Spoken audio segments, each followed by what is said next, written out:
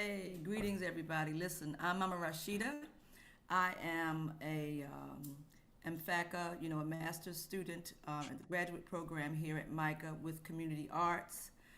I'm also one of the founding directors of Womb Work Productions. We are a social change theater company here in Baltimore. I'm a mother, a grandmother, and I've been a community activist for about 40 years here in Baltimore, really wanting to shift um, and bring healing to our community, particularly to communities that are, um, don't get the services that they should, and and don't have access to theater or the arts and those kinds of things. So um, that's pretty much me, I'm just about loving and bringing justice and peace to communities here in Baltimore. Yes. I'm Greetings. a pass the mic. Greetings. It's so wonderful to be here with y'all. My name is Elena, and I am a student at MICA right now. But I'm from New York, and I moved here a year ago to study at MICA. I'm in the graduate program at Mount Royal. My background is in I'm also a mother, and my daughter's 5 years old. She's going on 6. And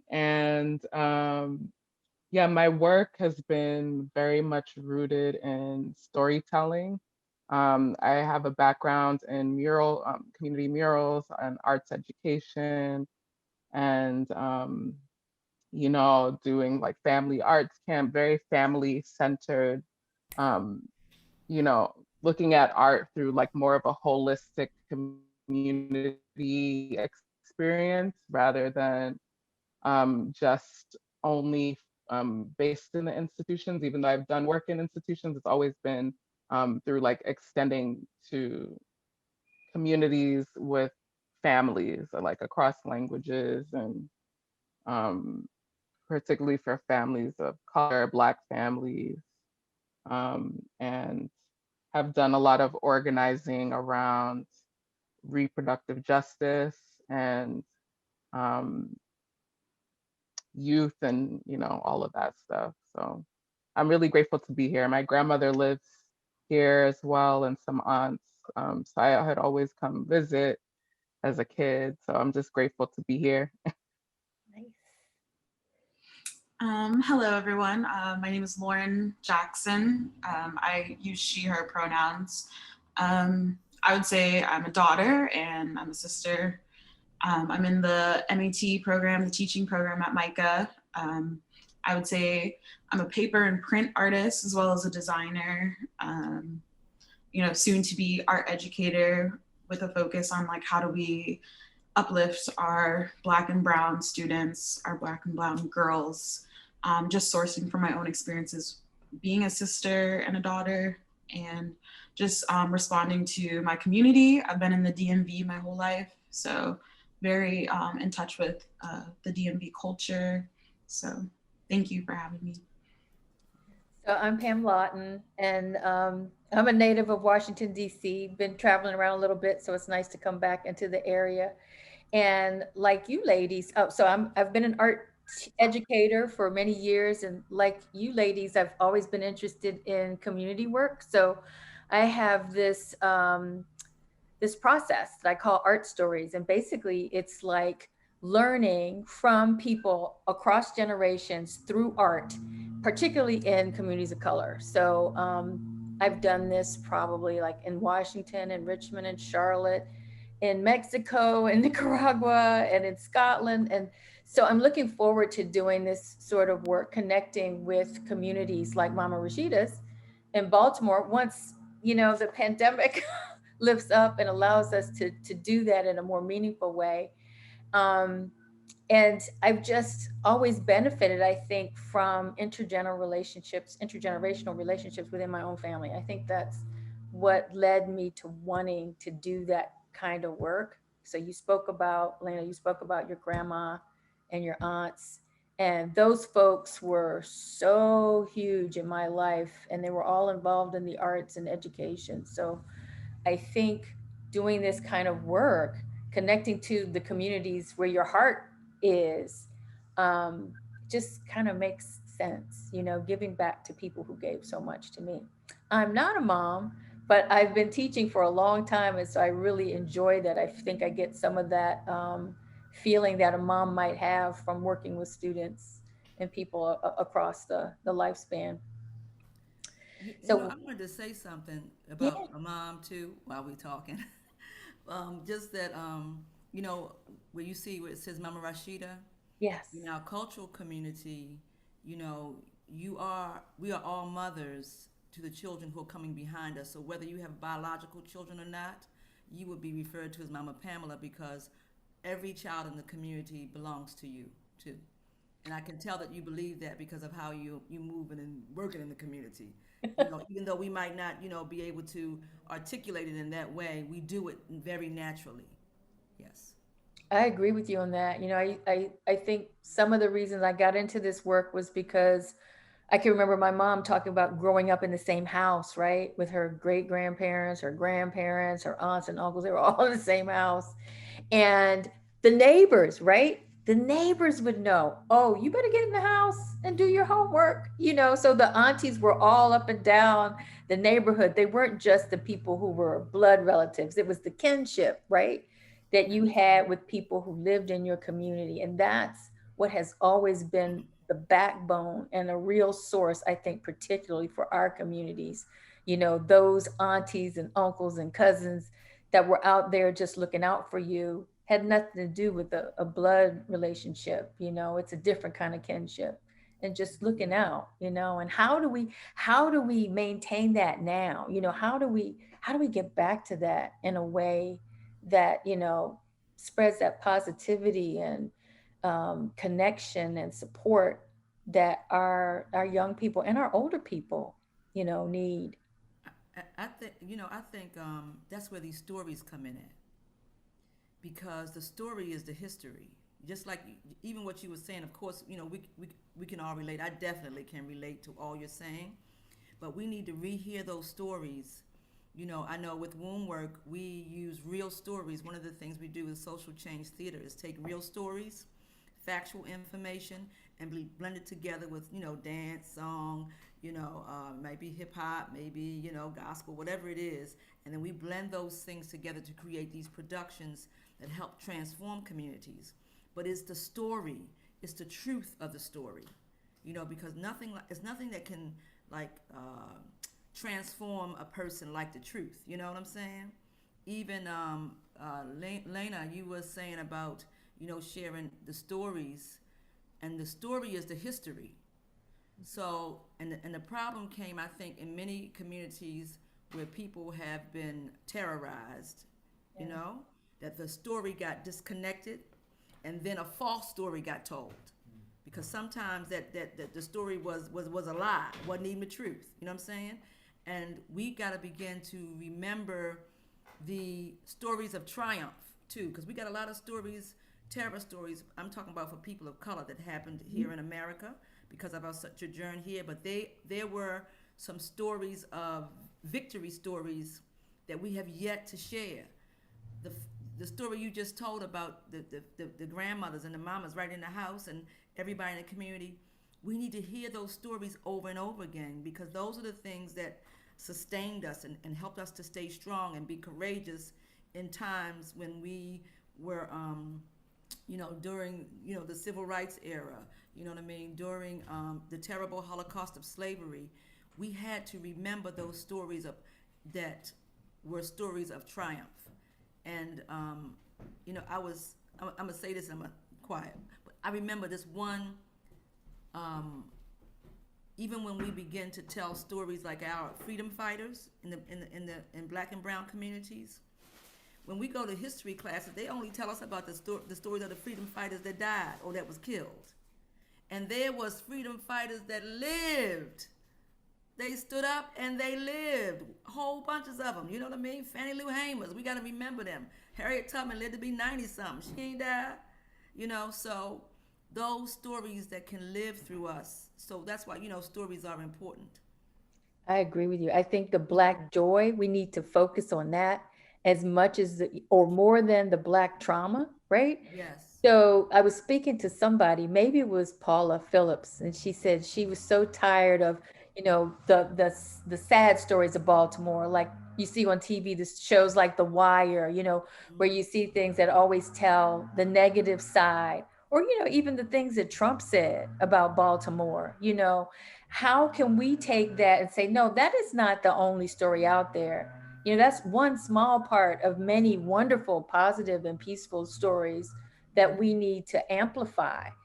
I agree with that. I mean, you're just thinking about in history class, how often do you learn that one of the oldest continual universities in the world is in Ghana, or that one was started by a Muslim princess? How often do we hear about, oh, the Oxfords and the Cambridges and the Harvards? But what about our history with education? The strong history that we had of people like you said, Mama Rashida, who survived. I didn't even know a Our lot about history. those folks. Like you talk about the Freedom Riders. There was an exhibit of all those horrible photos I grew up with from Ebony and Life and Look magazine, showing people getting hosed and bitten by dogs and all that, and these people on the bus that was firebombed. And then all of a sudden, I was looking at the exhibit, and there was a small TV screen, and on the TV screen were the people who were on that bus. They're grandmas now. They were on that bus, and they were talking about the training they had so that they wouldn't be violent, so that they could stand there while people treated them like that, but keep going forward. And you don't hear about that. These were the people who survived, who were on those buses. They were like your age, Lauren, young college people. And what they did to keep marching, John Lewis wasn't the only one. you know. Sure. And there were some stories that involved us being actual freedom fighters. They were the Black Panther Party of people who survived. Because they say that really to protest, it strengthens your immune system. It makes you stronger. It makes your blood flow in a different kind of way. I'm standing up for myself. It's a whole different kind of thing. But those are the stories, that are so, important. And I mean, because, and we're talking about Baltimore, but in cities all across the country, these triumphant stories happened, I mean, we could, even with the Great Migration of our people leaving, the South, going to North, going to, D.C., Baltimore, New York, from the South. Because somebody, family somewhere, if you in I think they got a South Carolina Day in New Jersey because so many people from South Carolina, what I'm saying?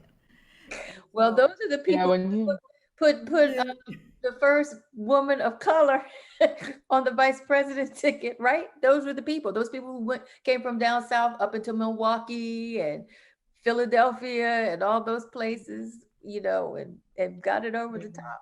What I was going to say though too was about art history.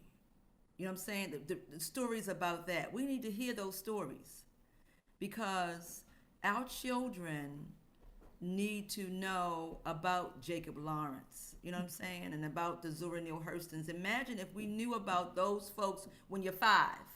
Right. Right. As opposed to just learning it when we come. Some of us may not learn about those folks until we hit college sometimes because it's not included as a part of the story. But they're our stories that we should know. Well, Mama Rashida, you and I know, had a long life of that. So I'm wondering like how Lauren and Lena, like, where did you get this? Where did you get these stories? I mean, for me, I think it's I'm just listening to Mama Rashida talking about um, how the story was distorted in some way.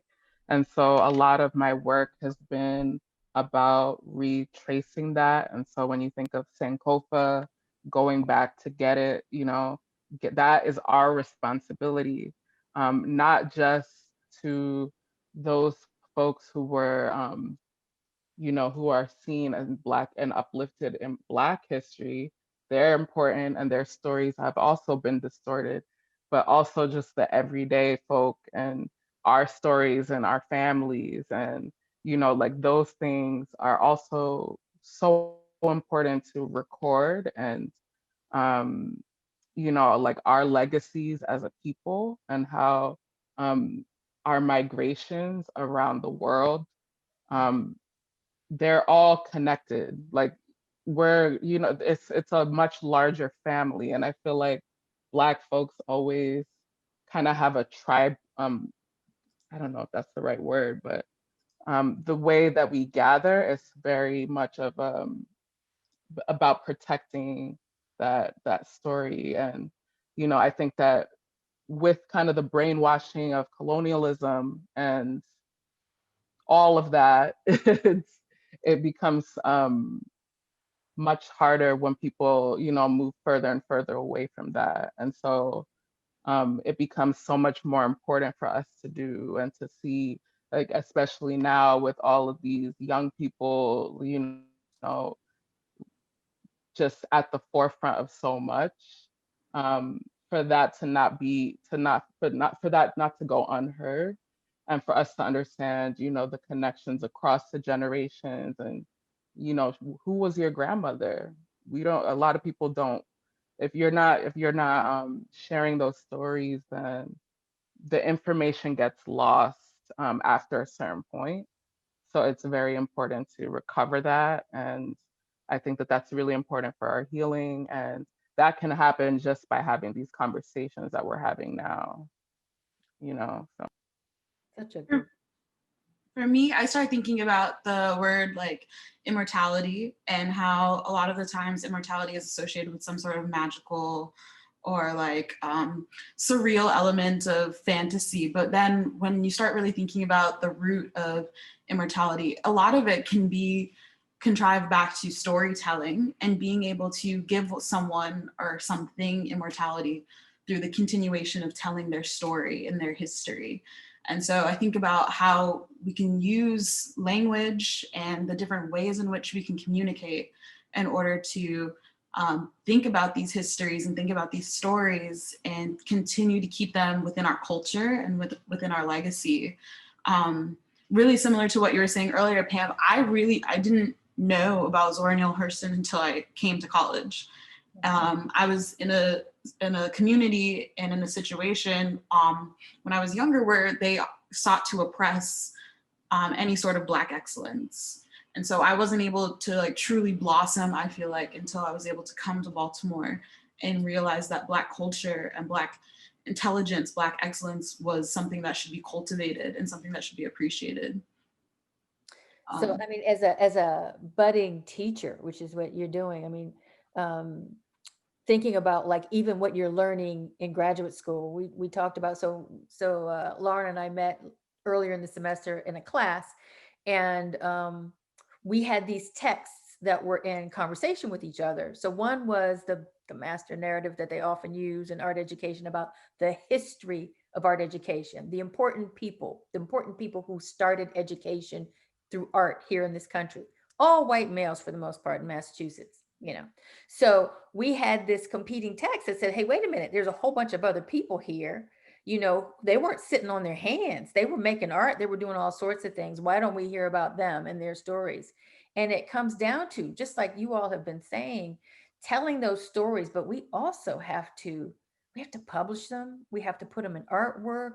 We have to go beyond them just being spoken like this in these small groups. They have to be amplified out for our allies and our co-conspirators, so they will then also incorporate these stories in telling, so that there's not this like, there's never a doubt that our stories are valid, they're true, and that these things have happened. So, I mean, thinking about what you all are doing in your work, and Lauren, what you hope to do as an educator, like, what are some of your goals to make sure that those stories get out there? How do you do it? I mean, one of the things that I think about always is like making sure I'm not speaking into a vacuum. And so making sure that the information that I'm now living within, I'm not consistently telling to groups of people that already know and have been living these histories. There's people out there who aren't aware of the histories, and nor do they appreciate them. And I think those raise within education specifically, it's a important opportunity to start youth with these experiences and these histories and these stories so that they can then grow with them and use them as they need to. Can I ask each of you, since you're all like students in graduate programs at MICA, how do you, in your classes, with your fellow peers and so forth, and your instructors, how do you get out the fact that this is important? That you being, and I don't know if you are often the only one representative of the race, of the culture, whatever, in some of your classes, but how do you feel about, telling these stories to your peers in class and being valid, feeling valid and encouraged? I mean, what are your thoughts about how things happen at MICA in terms of diversity and inclusion?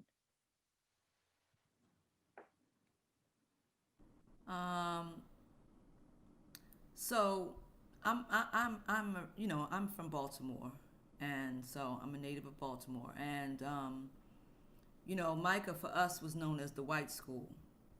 It was the school that white people went to, and that the idea of black people going there was like, you didn't even think about it because you couldn't afford it, and that's how it was.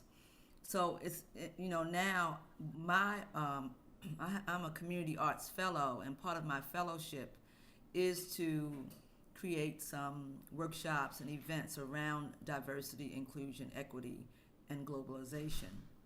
So, and I find that within my class, because we are community artists, right, that I can say that there is a commitment, I believe, particularly from the community arts, with Paula Phillips and Ken Krefchek, a commitment to elevating communities.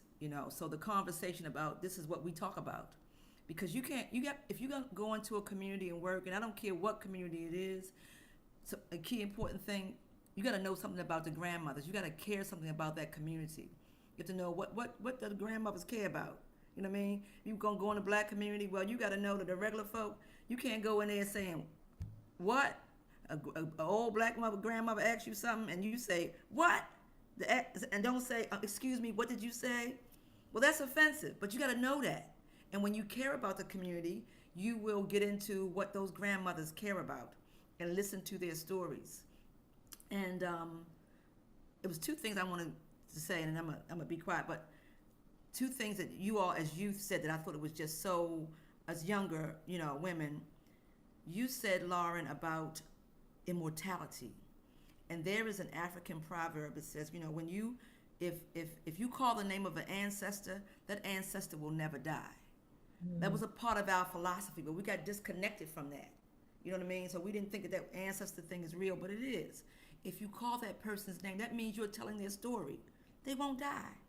That's immortality. I thought that was really profound, and I thought that Lena, you mentioned about just the grandmothers, and telling their stories. I thought that was just that's how we live, is through those grandmothers going back. And I know what it was, regular people. Yeah. You know what I'm saying? Because even with the people that we know that were historical, iconic, freedom fighters, be the civil rights, the Black Power movement, right? But there were some regular people that we don't even hear about. We don't know their stories. What were their stories? They were the ones carrying those movements. They was the people on the ground. They were the grassroots folks. And those are the people that really, because power don't come from the top up. It comes from the ground level, the grassroots, and then it works its way up. That's the power. The power always, as Ella Baker says, power to the people. The power belongs to the people. Yeah, so I just thought it was profound that you all, this is young people, you have so full of wisdom to me. And thank you.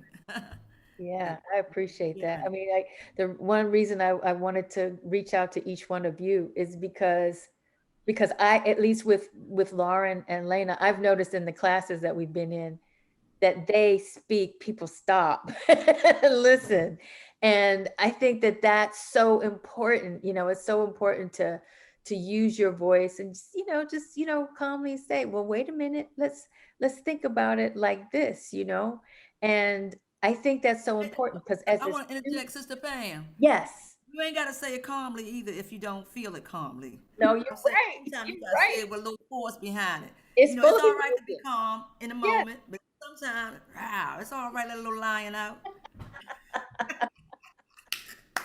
That's so true. Especially when it's from here, and Yes. you're living it and it's emotional for you. I agree with that 100%. You Long as it don't make you sick. You know what I No, mean? But that's if true. No, you you gotta, don't want anything to make you you sick. gotta release it, it's all right. I just was curious about like how how you feel your schooling has been so far because I've had students in the past who said, Pam, I am so tired of being the one to speak up because now it's gotten to the point where the people in class are going, there they go again. And I'm like, well, too bad. And they're like, well, why should the labor be on us? Why aren't they doing the heavy work? And that's an excellent question. I think that that's something that we continue to struggle with. I think we've got to keep talking. We got to keep telling our stories, however we tell them. But we also have to deal, unfortunately, with the fact that it's on us.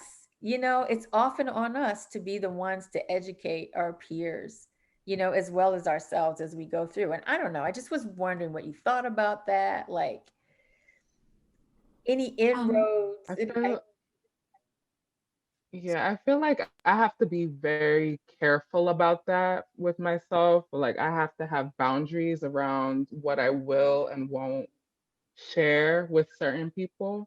So I choose to, like the language that I choose to use with folks who might not be familiar is very careful because I want to make sure that I'm not over doing too much labor. This is a collective responsibility, but we don't have the same responsibilities. You have your responsibility, I have mine. And so like, what is that? But how can this still be a teachable moment? And how can you express it in such a way, like what Lauren was talking about with communication? And that's the power of art, to be able to speak across those, separations. And so like, that's kind of what I lean into, is to that like creative side, to be able to steer the conversation in a way that is productive, but also protective. Like I don't want to protect. I mean, I have to protect myself and my ancestors and my daughter. Like I have to think about, like the next generations ahead. And so a lot of my peers, like in class, they might not understand the race stuff, but there's a lot that's mainstream now. So I feel like I can also help them to be like, okay, this is something you can do on your own, but like maybe you want to think about this perspective without having to feel like teaching, because I can't, I can't do it.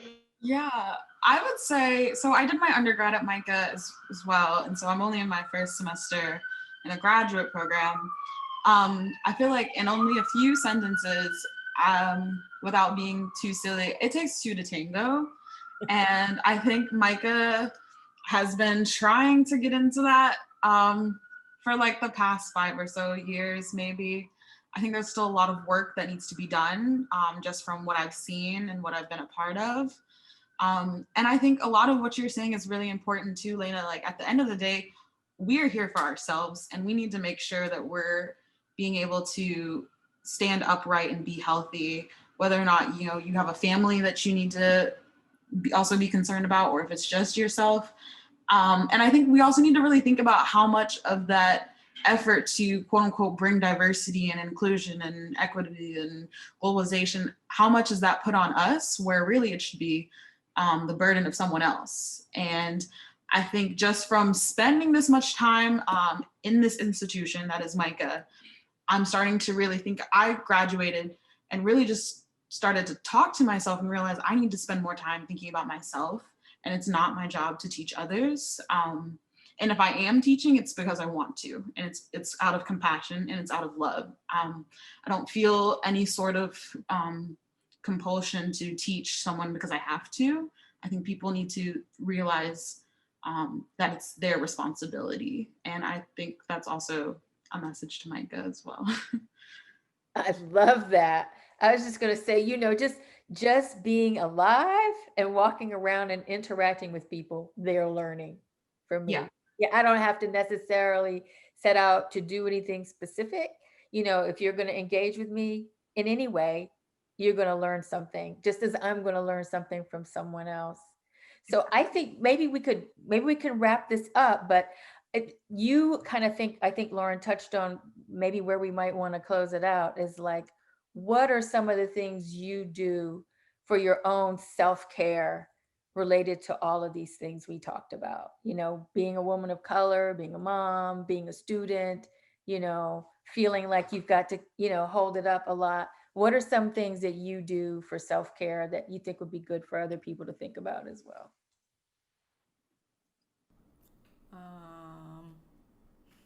So, the burden of racism it's very heavy, and it's not on. I'm sorry. I'm so glad you said some parts of that it's on white people to also work with their own people in those areas. That all of it is not on us to do, but it is on us, I think, to in moments that we can to be all right about speaking our truth, and to choose our battles, of course, because that's wise.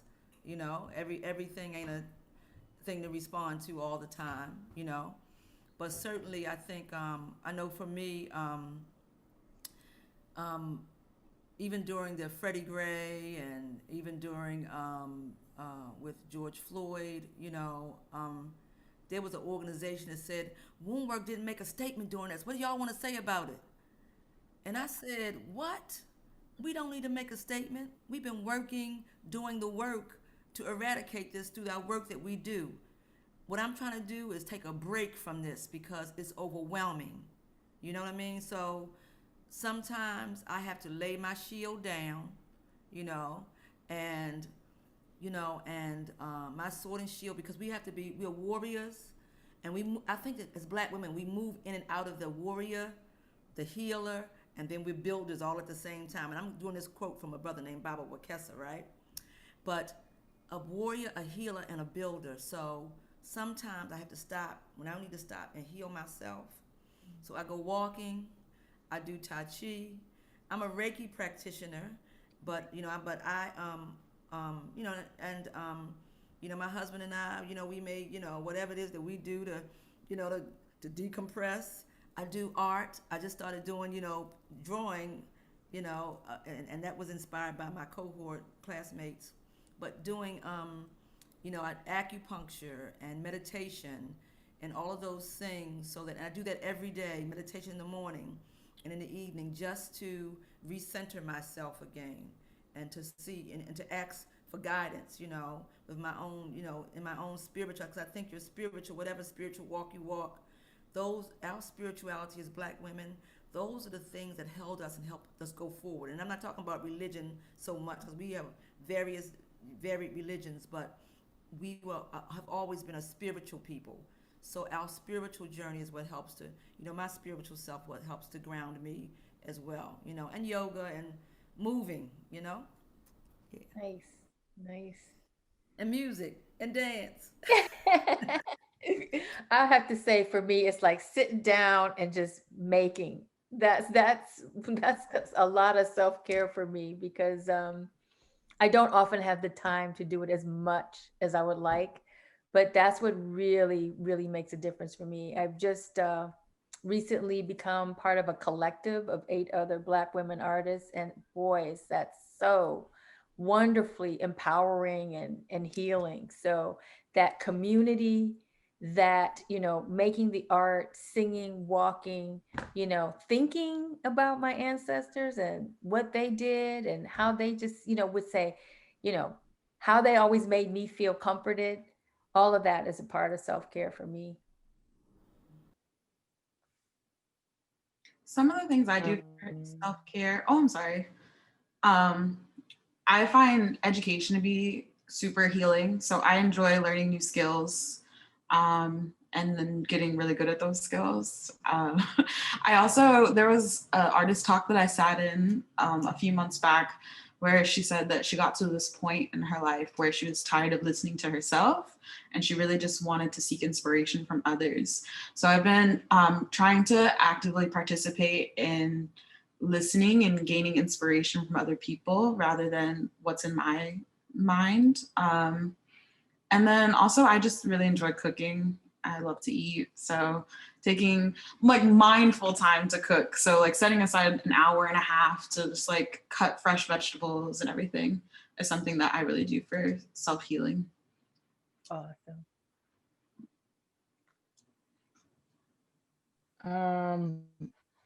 I also agree with everything that's been said.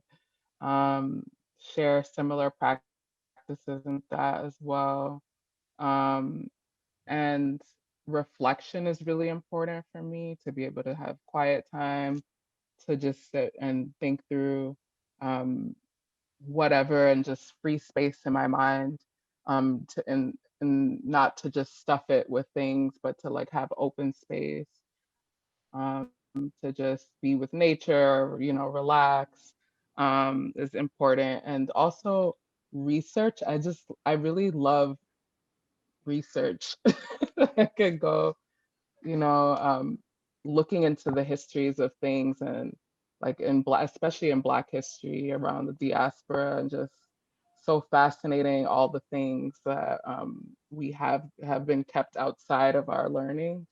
So that for me is really nourishing, and to be able to share it with other people is important too, and just think about how, um, yeah, I mean, I'm project now with my great grandmother, and I just interviewed my mother and her twin sister about who she was to them, because she had a big hand in raising them. And I found out all of this stuff about her that I never knew. Like, she had 11 siblings who migrated there. They're from Jamaica, but migrated to Cuba and to Panama, to work the plantation, to build the canal. And they were telling me about who she was, like how she used to set up her sewing machine. She was a seamstress, and she would set up a sewing machine, and invite the women in the neighborhood to come set up on the lawn, and she would help them learn how to sew and how to be entrepreneurs and like market their work. And if I never asked my mother those questions, I would have never known that about her. So it really meant a lot to me to be able to hear that, um, and help me to understand myself more, to learn that. So yeah, I would say. Sorry, I could be long-winded No, sometimes. oh my gosh, you know what? So this Yeah, but whole listen, thing was a little self-care moment for me. yeah, Wow. listen I to some mean, more. I said, oh, this is a juicy story. Yes. the power in these little squares here is just amazing. So I just want to thank you for giving me a little snippet to share with MICA, to see just a little bit of the people that are associated with MICA and what they could find out, if they give us a chance to talk or want to hear what we have to say, right? To engage. So I think I'm going to send them this video, this Zoom talk. And I can't wait to meet you all in person. I mean, this is great. Don't get me wrong, I because feel it's really really, honored. Thank you, I just am for honored. inviting me. And I feel really grateful to be have this space with Lauren and Elena as well. Thank you. Thank you for sharing with me. I mean, because you know, when you speak your own truth, it helps to elevate the next person. And so Oh, I really appreciate what you shared, both of you all. Everybody, you too, Pamela, too. oh, thank you. I love this little Inviting me. intergenerational conversation. It fed my spirit. So thank you, ladies. I'm going to let you go because I know you're busy and you've got all kinds of things to do, but I will send you this video. And, you know, if you want to look at it later, just kind of uplift ourselves again. That's nice. And we'll share it with the MICA community and hopefully it'll uplift some of them too. Can you all, so your emails and everything are on our email trail, everything? Okay, all right. So let's stay in Let's touch for stay sure. in touch again. I hope you all are open to that. Yes, thank you so much for inviting me also to speak with you all. Oh, thank you. Thank you, ladies. Same. Thank you so much. I'm so grateful. Me too. This All right. it's such a nice day today too. I I don't know know. if y'all got outside, but So get back outside and enjoy the sun. Okay. Bye, ladies. take care.